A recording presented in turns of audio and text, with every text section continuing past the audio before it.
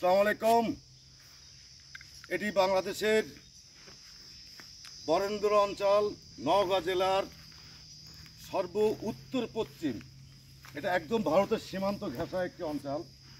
এটা আগ্রাদুগুন থেকে আরও 3 থেকে 4 কিলোমিটার পশ্চিমে বাংলাদেশের শেষ সীমানা। ওপাশে আপনারা বন্ধুরা দেখতে পাচ্ছেন তাল গাছ, ছোট খাল। এই খালটার ওপরেই কিন্তু কাঁটাতারের বেড়া, ওটা কিন্তু ঠিক কাঁটাতারের বেড়ার ওপরেই কিন্তু ভারতের মালদা উপজেলা এবং দক্ষিণ দিনাজপুর।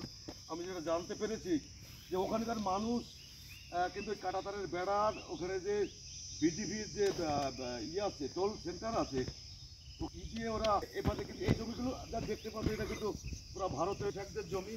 ওরা যখন চাষ করতে আসে, গরু ছাগল নিয়ে আসে, তখন কিন্তু ওরা কিন্তু আধার কার্ড ওখানে জমা দিয়ে এপারে আসি কাজ করে, প্রতিদিনের কাজ শেষ করে ওরা আবার আধার কার্ড নিয়ে ওপারে চলে যায়।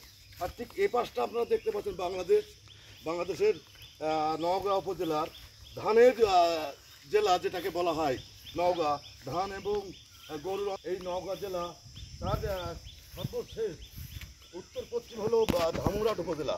আর উপজেলার উত্তর পশ্চিম আগ্রাদুগুন, যেটা ধামুরহাটের আমের রাজধানী বলা হয় ইদানিং।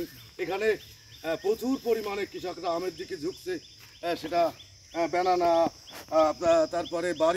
আর তো আম্ররুপালি তো প্রত্যেকটা ঘরে ঘরে এখানে আসছে। আগে আসলাম একটা মালটা বাগান থেকে।